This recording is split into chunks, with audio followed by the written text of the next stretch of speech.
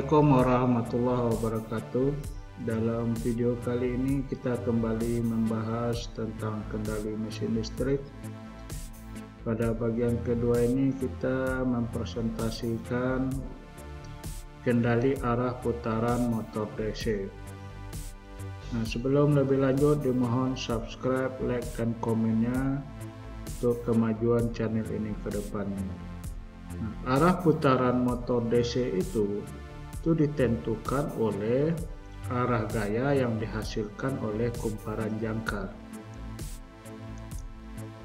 Jadi kalau kita lihat struktur dari mesin DC, motor DC, ada kumparan medan atau stator yang akan menghasilkan medan magnet, di mana arah medan magnetnya dari utara ke selatan.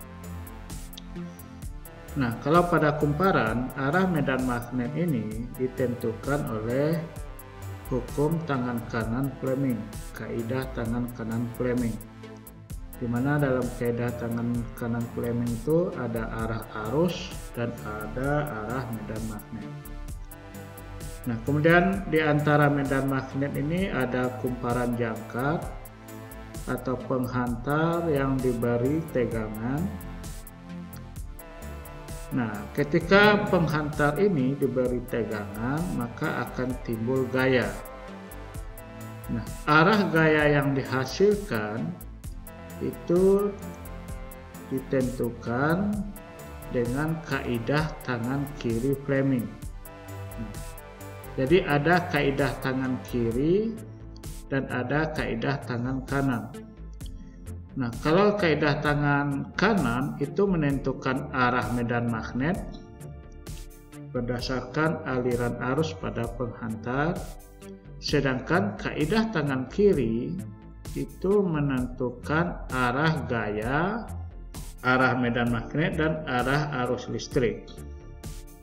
Jadi kalau kita lihat jari telunjuk itu menunjukkan arah medan, sedangkan jari tengah itu menunjukkan arus listriknya, kemudian ibu jarinya jempol itu menunjukkan arah gaya, di mana besar gaya yang dihasilkan itu sama dengan kuat medan magnetnya dikali besaran arus kali panjang penghantar pada kumparan tersebut. Jadi L itu adalah panjang penghantar. Jadi kalau kita lihat ini ada sebuah penghantar atau kumparan jangkar yang ditempatkan di antara medan magnet stator utara selatan. Nah, kalau kita lihat arah medan itu dari utara ke selatan ini. Kemudian arah arusnya, kalau kita lihat yang sebelah kiri kita hubungkan dengan positif sumber. Ini sumbernya berupa baterai. Jadi arusnya masuk ke sini. Nah, jadi arah arusnya pada sisi kiri ini masuk ke dalam sesuai tanda panah I ini. Dengan arah medannya B ini ke arah kiri ini, maka pada sisi kiri ini akan dihasilkan gaya yang mengarah ke atas. Nah, sebaliknya pada sisi kanan, arah arusnya adalah keluar, sedangkan arah medannya tetap, maka akan menghasilkan arah gaya ke bawah.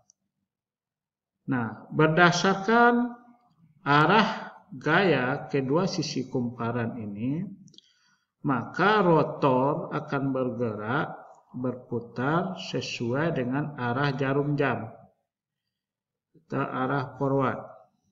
Nah, jadi dari prinsip ini dapat kita lihat bahwa arah putaran motor ini ditentukan oleh arah gaya yang dihasilkan oleh kumparan jangkar, di mana arah gaya kumparan jangkar itu ditentukan oleh arah medan magnet dan juga arah arus listrik yang masuk ke kumparan tersebut. Nah, berdasarkan konsep ini, kita bisa merubah arah putaran motor DC.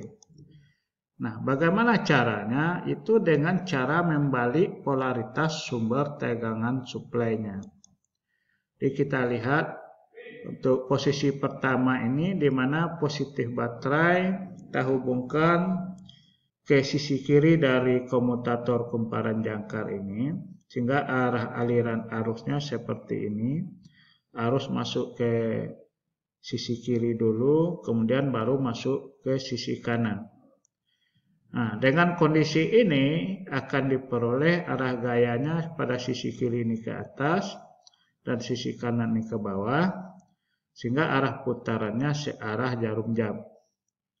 Nah, sebaliknya, kalau polaritasnya kita balikkan, di mana di sini yang positif baterai, positif sumber, kita hubungkan ke sisi kanan, sehingga arah arusnya berubah. Yang sebelumnya arah arusnya adalah keluar, sekarang pada posisi kanan ini arah arusnya berubah masuk ke dalam. Nah, begitu juga pada posisi kiri. Hal ini membuat arah gayanya menjadi berubah.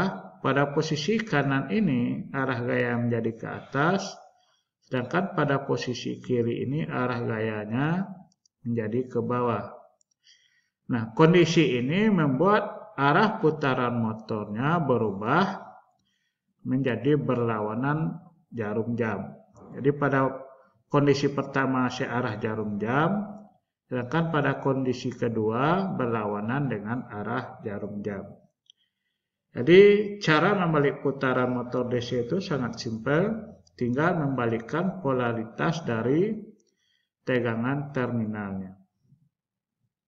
Nah, sekarang bagaimana cara mengendalikannya? Ada beberapa metode yang dapat kita gunakan. Yang pertama itu menggunakan saklar SPDT. Di sini ada dua saklar SPDT yang kita gunakan. Ini S1 dan ini S2. Nah, ketika S1 ini pada posisi pertama ini, sedangkan S2 pada posisi kedua ini, maka motor akan berputar searah jarum jam, di mana di sini positif sumbernya masuk ke positif motor, terminal motor, sedangkan negatif terminal motor masuk ke negatif sumber. Nah, ini akan membuat motor berputar dengan arah maju atau putaran kanan. Kemudian ketika posisi switchnya kita balikkan, di mana untuk S1 ini kita ubah arahnya ke posisi bawah, sedangkan yang saklar 2-nya kita ubah arahnya ke posisi atas. Nah, pada kondisi ini kalau kita lihat, positif sumber, positif baterai ini akan mengalir ke negatif dari terminal motor. Kemudian keluarannya positif, kemudian masuk ke negatif baterai. Di negatif baterai terhubung dengan positif motor terhubung dengan positif sumber. Hal ini akan membuat motor akan berputar berlawanan pada kondisi pertama. Nah, ini cara pertama menggunakan dua buah saklar SPDT. Selanjutnya menggunakan relay magnetik. Di sini menggunakan satu buah relay magnetik dan dua push button. Nah, pada saat push button 1 kita tekan, arus akan mengalir dari positif sumber masuk ke koil magnetik. Koil ini akan aktif dan akan menarik tuas-tuas saklarnya, di mana posisi NC yang pertama menjadi NO, begitu juga yang kedua. Jadi kalau kita lihat pada kondisi ini, positif sumber akan masuk ke sini, ke kontak NO relay yang pertama, kemudian terhubung dengan positif motor. kemudian keluarannya terhubung dengan negatif sumber. Nah, sehingga motor akan berputar searah jarum jam atau kondisi forward. Nah, sebaliknya, kalau S2 yang kita tekan, pada saat S2 kita tekan ini, relay magnetiknya tidak bekerja. Jadi kita lihat positif sumber ini mengalir ke S2, kemudian masuk ke negatif motor. Kemudian positif motor ini terhubung dengan negatif sumber. Nah, dengan kondisi ini maka motor akan berputar berlawanan dengan kondisi putaran pertama. Jadi di sini menggunakan satu relay magnetik dan 2 push button. Nah, selanjutnya menggunakan 2 relay magnetik. Di strukturnya dibentuk dalam bentuk H-bridge, dalam bentuk jembatan. Di sini juga menggunakan 2 buah push button, 2 buah switch, dan 2 relay. Nah, jadi pada jembatan pertama ini menggunakan kontak NO relay 1 dan kontak NC relay 1. Sedangkan pada jembatan kedua ini menggunakan kontak NO relay 2 dan kontak NC relay 2. Pada saat saklar 1 ditekan, maka yang aktif adalah relay 1. Ketika relay 1 aktif, maka kontak NO-nya menjadi terhubung dan kontak NC-nya menjadi terlepas.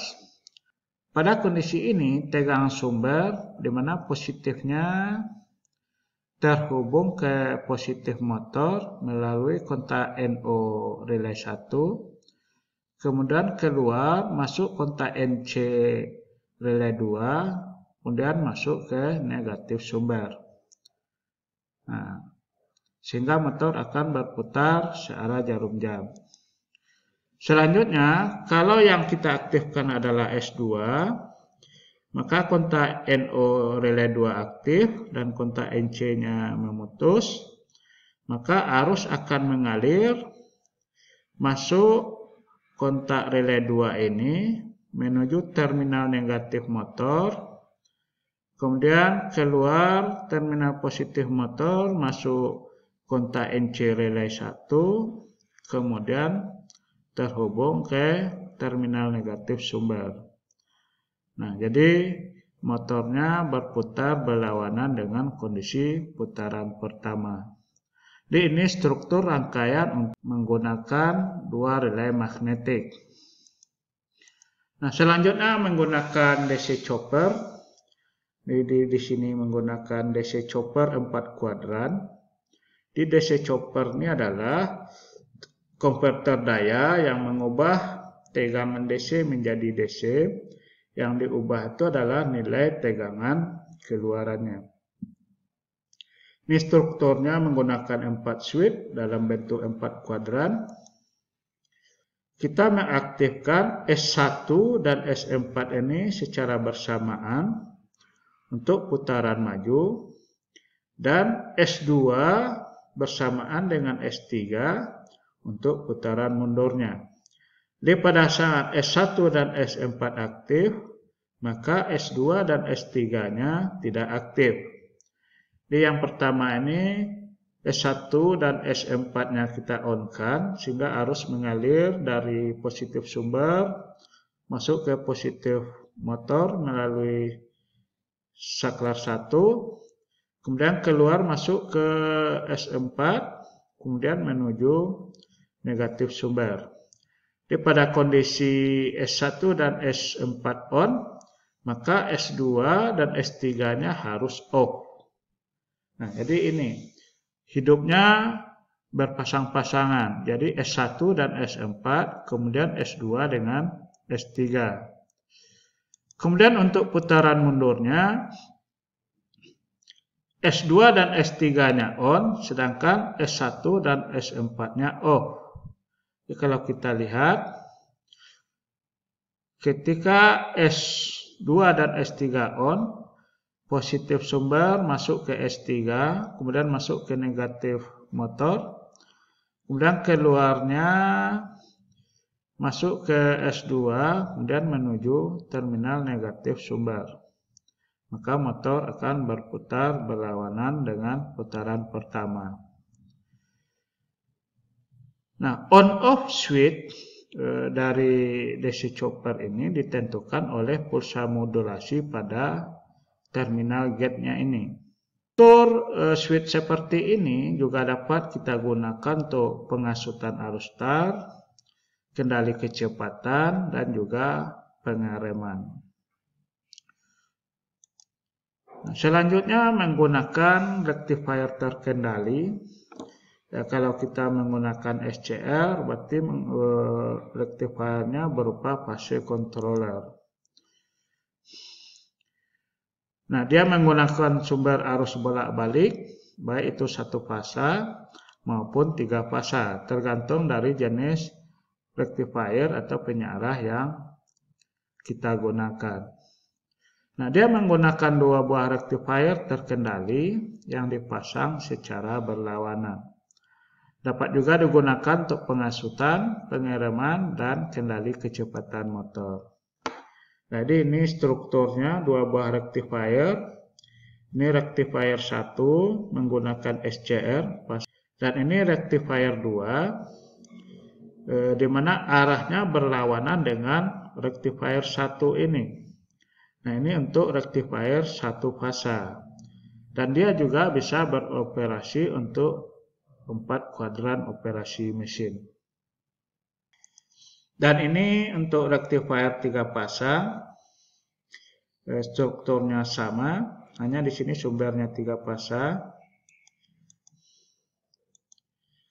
Nah, untuk putaran maju yang aktif itu hanya rectifier 1. Jadi dari sumber masuk penyarah 1. Kalau yang ini untuk gelombang positifnya masuk ke terminal positif motor, kemudian keluarnya masuk SCR ini, kemudian keluar menuju sumber. Sedangkan pada saat gelombang negatif yang aktif adalah SCR ini, kemudian masuk ke motor, kemudian keluarnya masuk ke SCR ini, keluar ke positif sumber ini. Kalau untuk putaran mundurnya yang aktif itu adalah rectifier 2. Jadi di sini dia berlawanan. Rectifier 1 untuk putaran maju dan rectifier 2 untuk putaran mundurnya. Ini adalah contoh kendali arah putaran motor DC menggunakan Arduino dengan menggunakan driver R293D dengan struktur DC chopper 4 kuadran. Cuman ini diimplementasikan untuk motor berdaya kecil, di mana di sini tegangannya hanya 12 volt. Ini di sini ada dua input 1 dan input 2. Ini di sini input 1 Q1 dan Q4, input 2-nya Q3 dan Q2. Dan outputnya ke motor terminal 3 dan terminal 6. Jadi aturannya untuk pemrograman, jika input 1 input 2-nya sama-sama 0, maka motor dalam kondisi off. Jika hanya input 1 yang high sementara input 2-nya low, maka dia arah putarannya forward. Sedangkan jika input 2 yang high dan input 1-nya low, maka arah putarannya reverse atau backward. Kemudian jika inputnya sama-sama high, maka motor juga kembali dalam kondisi off. Nah, itu contoh implementasi kendali motor menggunakan Arduino. Demikian pertemuan kita kali ini.